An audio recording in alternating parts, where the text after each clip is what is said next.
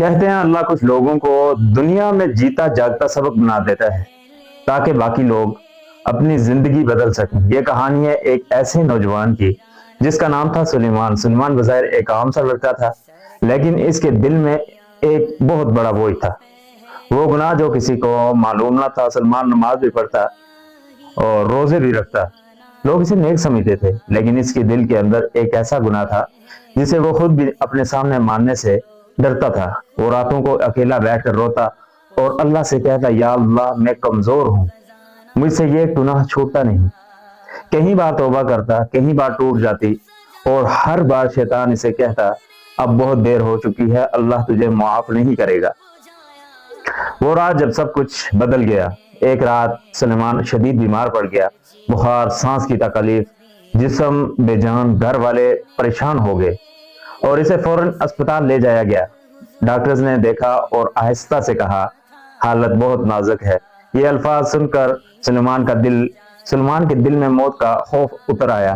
اس نے کمزور آواز میں کہا مجھے قلم اور کاغذ دے دو۔ وہ خط جو کسی انسان کے لیے نہیں تھا، سلیمان نے کانپتے ہاتھوں سے ایک خط لکھنا شروع کیا، لیکن وہ خط کسی انسان کے نام نہیں تھا، وہ خط تھا اللہ کے نام۔ خط کے الفاظ یہ ہیں، یا اللہ اگر یہ میری آخری رات ہے تو میں تجھ سے کچھ کہنا چاہتا ہوں۔ میں مانتا ہوں میں گنہگار ہوں، میں مانتا ہوں میں کمزور ہوں، لیکن اے میرے رب میں نے کبھی تجھ سے نفرت نہیں کی، میں تجھ سے ڈرتا رہا، اسی لیے چھپتا رہا۔ یا اللہ اگر تو مجھے معاف نہیں کرے گا تو مجھے اپنی رحمت سے دور نہ کرنا، میں جہنم سے نہیں تیری ناراضی سے ڈرتا ہوں۔ وہ دعا جو قسمت بدل گئی۔ خط لکھ کر سلیمان رو پڑا اور اس نے کانپتے ہونٹوں سے کہا، یا اللہ اگر تو واقعی موجود ہے تو آج مجھے اپنی موجودگی کا احساس دلا دے۔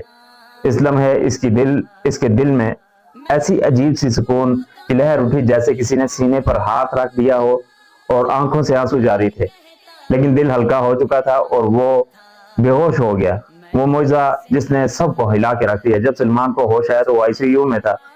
ڈاکٹر حیران تھے کیونکہ رپورٹس کے مطابق اس کی حالت میں ناقابل یقین بہتری آ چکی تھی۔ ڈاکٹر نے کہا یہ میڈیکل نہیں بلکہ یہ دعا کا نتیجہ ہے۔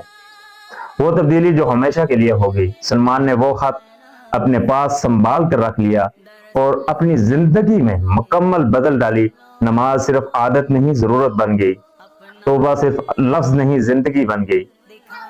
کچھ سال بعد سلیمان کا انتقال ہو گیا۔ جب اس کے کپڑے بدلے جا رہے تھے تو اس کی جیب سے وہی خط ملا اور اوپر ایک جملہ لکھا ہوا تھا، یا اللہ تو نے مجھے زندگی دی تاکہ میں سدھر سکوں، اور میں سدھر گیا۔ یہ پڑھ کر وسعت دینے والا بھی رو پڑا اور بولا، اللہ ایسے بندوں کو خوب سنوارتا ہے۔